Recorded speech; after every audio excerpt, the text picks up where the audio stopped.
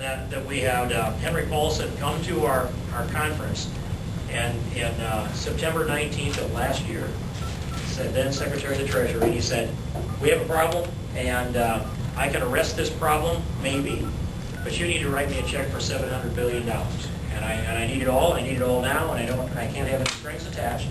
And I've been studying this for 13 months, and if you've been only looking at it for 24 hours, whatever idea you have come up with will only make it worse. I'm the only one that has ideas good enough to make it work.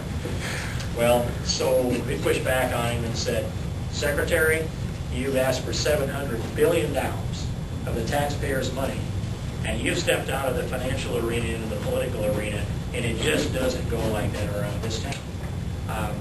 So a lot of us said no to him, but in the end, he got about half the Republican votes and probably more than half of the Democrat votes, and he got $700 billion, half up front and the other half to be spent later.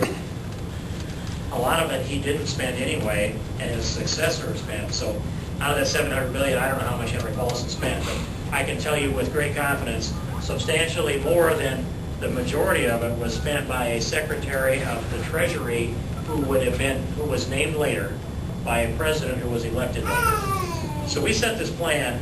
We didn't set it. He set it. Clear back in September and early October of last year, started down this path of $700 billion in bailout. Now, designed to prop up the financial community in Wall Street at the expense of the risk of the taxpayers. And really when we say, how is this going to work, how are we going to measure it, well, you just have to trust me. Trust me, I know what I'm doing. Anybody ever watch Slick Remember? Anybody remember that show? Anyway, it's a kind of a cult following. It's about, he was a slapstick detective on Saturday nights for 30 minutes, and he would say, trust me, I know what I'm doing, and then he would end up falling out of a building, down a chute, rolling out somewhere, and somehow along the way, the criminal would get wiped out, and they would catch him in the end.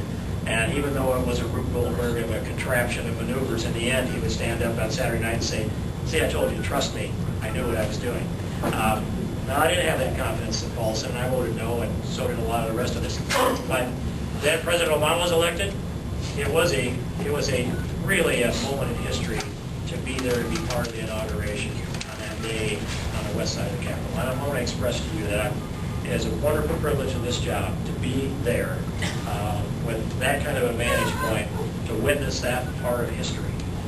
It was extraordinary. And I put that out there so that all of us, Democrats and Republicans, know at least that we need to appreciate when we reach big milestones in history, and that's a big milestone in our history.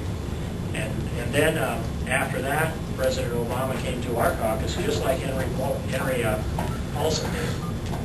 And this time he said, well, I need $750 billion plus the interest from my economic stimulus